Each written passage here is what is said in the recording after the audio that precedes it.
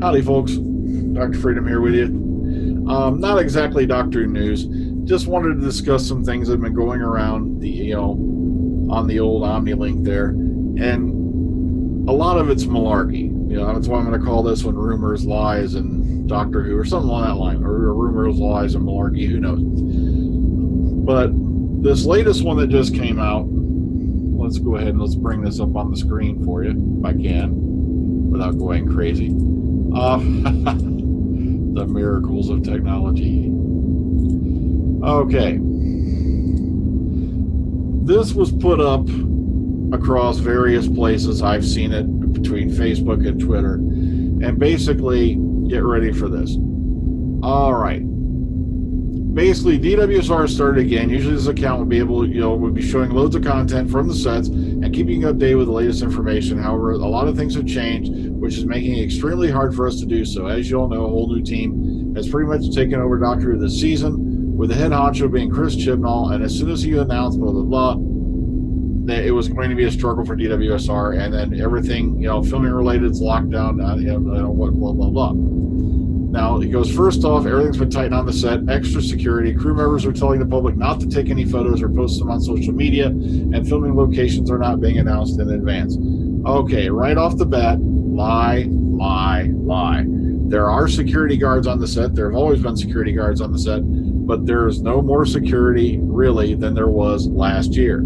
All they're doing right now is they're doing the exact same thing Stephen Moffat did with Series 10. And that was filming on military bases, private land, and all that, and that keeps the public out of the picture, unless it's absolutely necessary, and then you have to go to a public location. And even then, from what I've heard, they can't tell you what you can post on your own profile on social media. That is a lie. The only time a photo has been taken down in the last few days, and a lot of people were saying this had to do with the BBC. That is not true.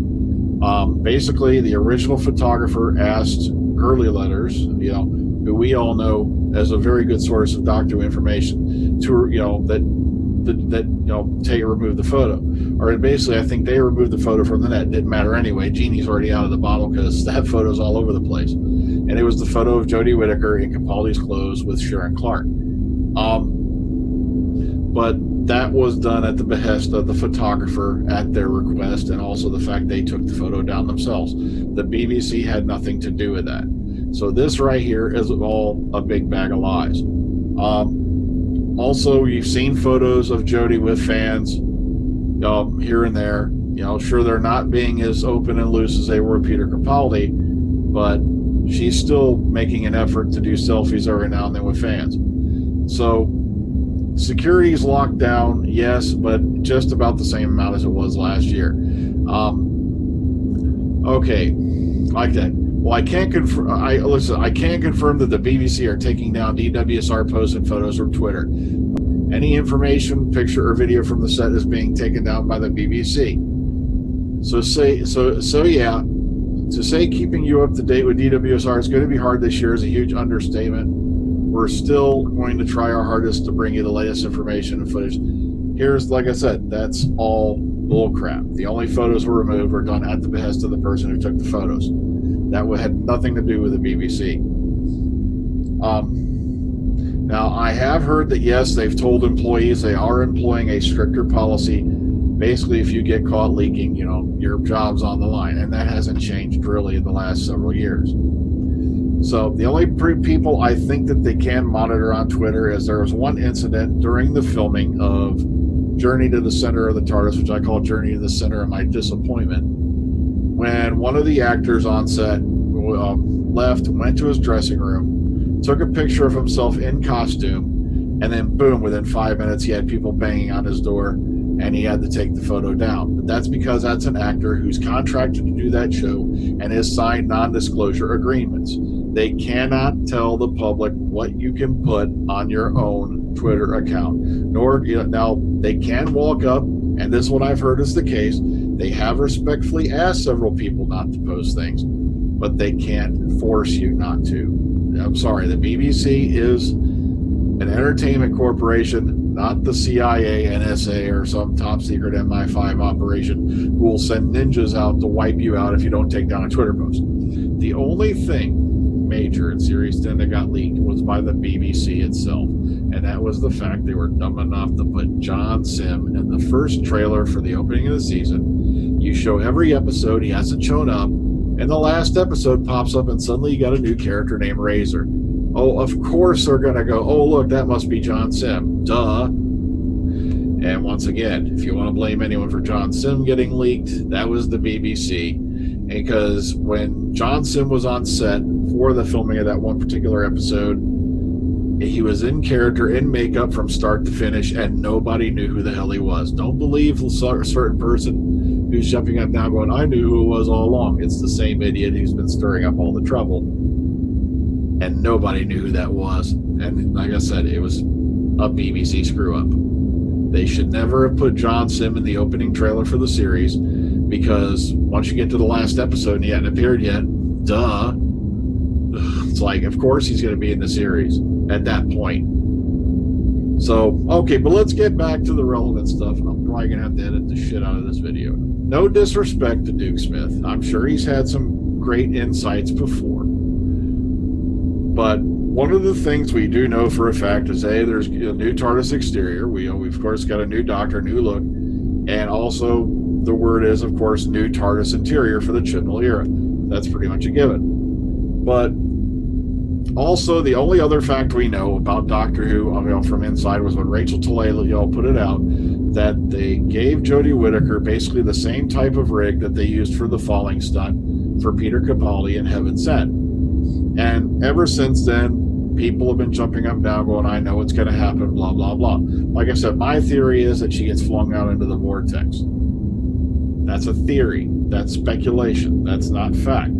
And so right here, TARDIS is exploding and crashing. Now, what are they basing that on? I'll show you in a few minutes. Or, well, hopefully less than it. Now, the TARDIS is flying towards Earth. Jodie's attempt to fix the situation. The door is open. Jodie flies out, presumably somewhere near the TARDIS.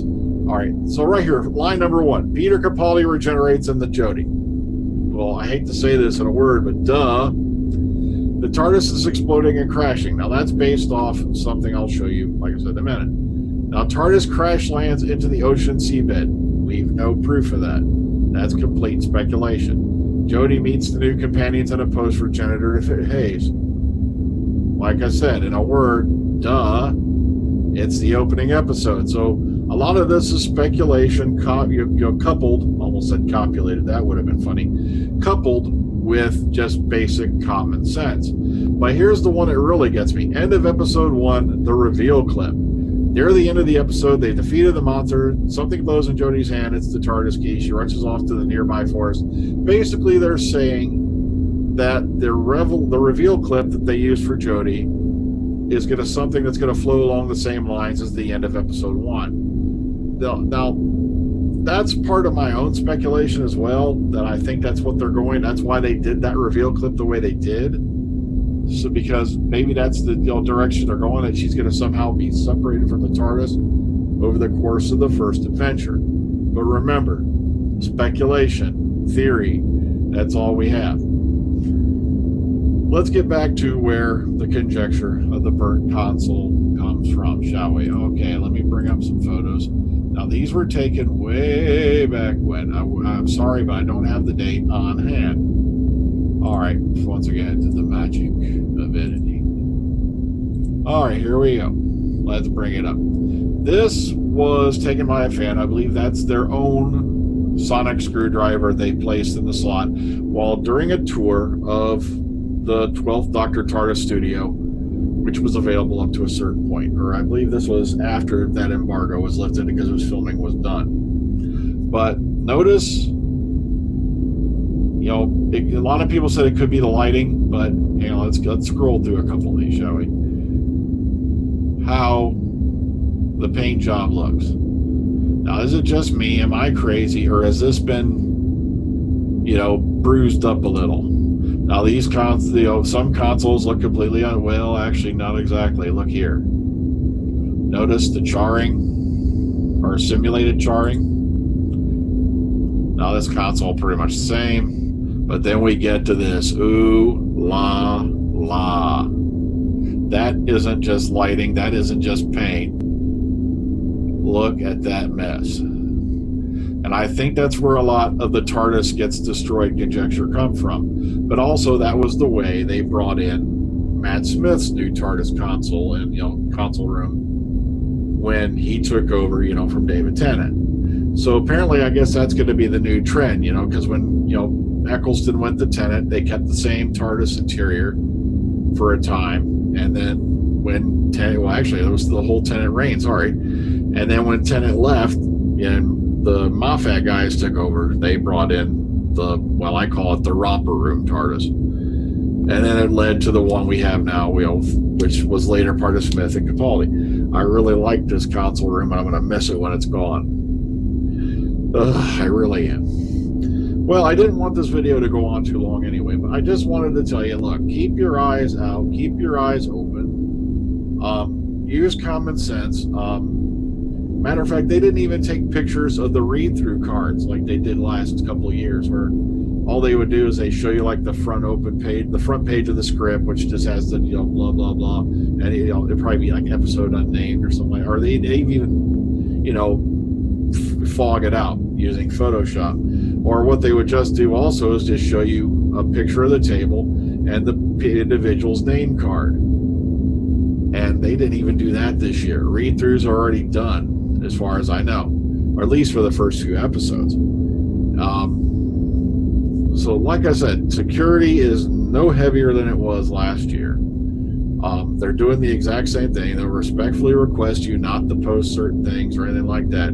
But as a public viewer, you have not signed a non-disclosure agreement. You are not subjectable to enforcement by a entertainment program. Okay, this is not like you're taking pictures of nuclear silos or anything along that line. It's just a television show. But please keep that in mind before you start spouting off on people on the internet also. It's just a television show. Really? And I do love the show, don't get me wrong, but sometimes fans just go a little too far. And I'm not saying you're not entitled to your opinion. I'm just saying keep an open mind. Change can sometimes be tough. But one thing you're going to learn in life is that you must embrace change, or you're just going to get left behind. Good night, folks. I hope you enjoyed this short video. Take care. Have a good one.